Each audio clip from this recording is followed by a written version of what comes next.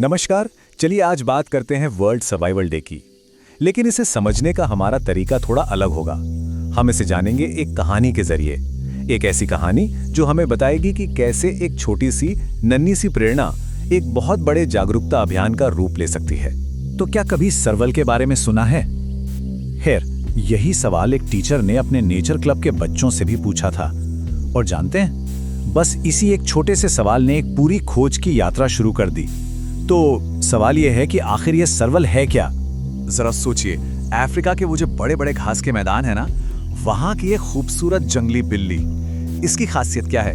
इसके पैर बहुत लंबे होते हैं, कान एकदम बड़े और सुनहरे शरीर पर काले काले धब्बे। मतलब क्या शानदार शिकारी है ये, जो अपने माहौल में, अपने घर में पूरी तरह से ढल चुकी है। तो चलिए अब अपनी कहानी के पहले हिस्से की तरफ बढ़ते हैं, जो हमें इसी अनोखी शानदार बिल्ली से मिलवाएगा। टीचर ने बच्चों को बिल्कुल यही बताया। उन्होंने समझाया कि देखो, ये बिल्ली जितनी खूबसूरत है ना, इसके पीछे एक बहुत ही छिपी हुई और दुखद सच्चाई भी है। और बस यहीं से हमारी कहानी का असली संघर्ष शुरू होता है।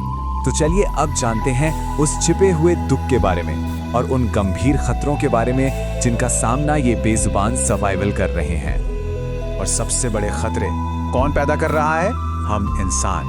पता है क्या होता है? कुछ लोग सर्वल को एक पालतू जानवर की तरह, बस एक शोपीस की तरह रखने के लिए पकड़ लेते हैं, या फिर घरेलू बिल्लियों के साथ उनकी ब्रीडिंग करवाते हैं। और ये चीज इन जंगली जानवरों की जिंदगी को एकदम नरक बना देती है। सीधी सी बात है, वो पिंजरे में रहने के लिए बने ही नहीं है। यहाँ देखिए, अंतर कितना साफ है।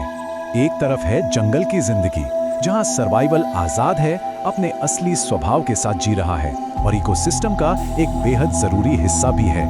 और दूसरी तरफ पालतू बनकर उसकी जिंदगी, वो बस कैद, तनाव और नाखुशी में ही बीत जाती है। और फिर कहानी में आता है वो पल, एक पल जब सिर्फ चिंता करने से बात आगे बढ़कर कुछ करने की इच्छा में बदल जाती है। आरव नाम का एक बच्चा, वो बस एक सीधा सा सवाल पूछता है, मैम क्या हम इसके लिए कुछ कर सकते हैं? और बस यही सवाल बदलाव की पहली सीढ़ी बन जाता है। उस बच्चे का वो एक सवाल, वही हमें हल की तरफ ले जाता है। एक ऐसा हल जो एक दिन के रूप में सामने आया, एक ऐसा दिन जो पूरी तरह से सर्वल के नाम था। तो ये वर्ल्ड सर्वाइवल डे है क्या? इसका मकसद एकदम साफ है, लोगों को बार बार ये याद दिलाना कि भाई जंगली जानवर जंगल में ही अच्छे लगते हैं, वहीं वो सुरक्षित है, वहीं खुश रहते हैं। तो ये सिर्फ एक दिन का जश्न नहीं, ये एक पूरा का पूरा मिशन है। और पता है, ये कोई बहुत पुरानी बात नहीं है, ये एक काफी नई पहल है। इसे 2023 में ही यूके की एक संस्था है, उसने शुरू किया था। और अब हर साल 18 मार्च को दुनिया भर के लोग इसे मनाते हैं। क्यों? ताकि सर्वाइवल की आवाज दूर, बहुत दूर तक पहुंच सके। खैर, चलिए अब वापस अपनी कहानी पर लौटते हैं। देखते हैं कि उन बच्चों ने जो कुछ भी सीखा उसे एक जबरदस्त एक्शन में कैसे बदला। तो उन बच्चों ने सिर्फ बातें नहीं की, उन्होंने काम करके दिखाया। उन्होंने फैसला किया कि वो अपने स्कूल में एक पोस्टर एग्जीबिशन लगाएंगे और एक जागरूकता रैली निकालेंगे। मकसद साफ था कि उनकी बात सिर्फ क्लासरूम की चारदीवारी में बंद होकर ना रह जाए। और उनके नारे देखिए कितने सरल और कितने असरदार थे, जैसे जंगली जानवर जंगल में ही अच्छे लगते हैं, या सर्वल को बचाओ, प्रकृति को बचाओ, और ये भी वन्य जीव हमारे ग्रह की धरोहर हैं। मतलब एक एक लाइन अपने आप में एक पूरी कहानी कह रही थी। और जानते हैं, हुआ भी बिल्कुल वैसा ही। बच्चों की वो जो छोटी सी रैली थी ना, वो देखते ही देखते एक बड़े अभियान में बदल गई। उनका मैसेज स्कूल से निकला और पूरे शहर में फैल गया।